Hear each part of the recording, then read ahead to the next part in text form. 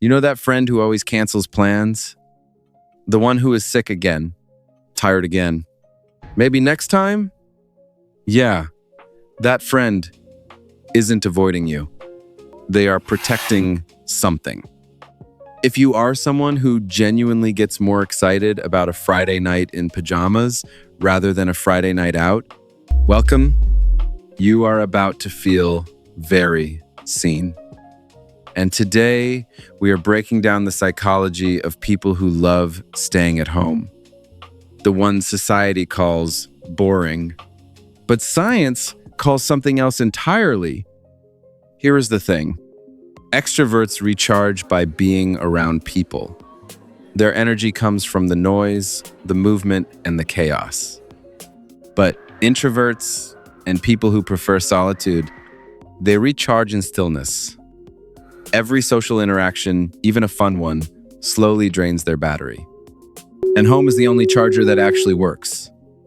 Psychologists call this optimal arousal theory. Some people need more stimulation to feel good, while others need less. It is not laziness. It is not fear. It is just how their nervous system is wired. But there is more going on than just introversion.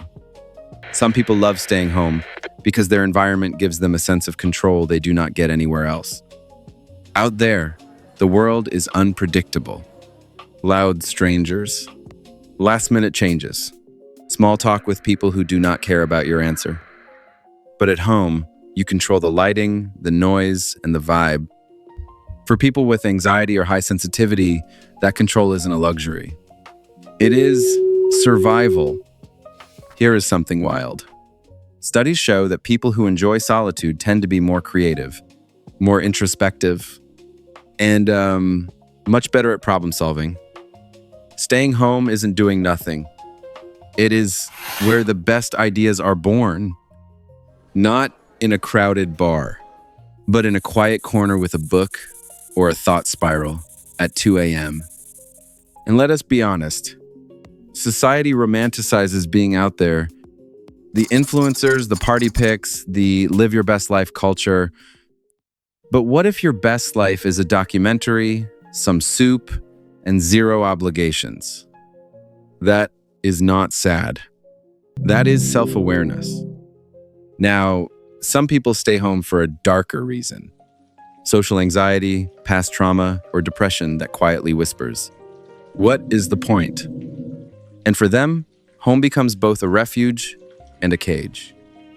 So, it is important to know, do you stay home because it fills you up or because leaving feels too heavy?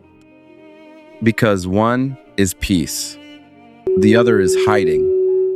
But for those who truly love staying home, they are not missing out. They are just living differently. They find joy in small rituals.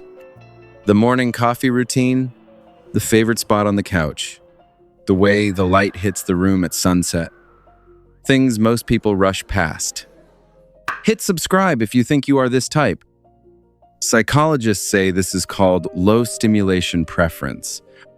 These people do not need the world to entertain them. Their inner world is rich enough.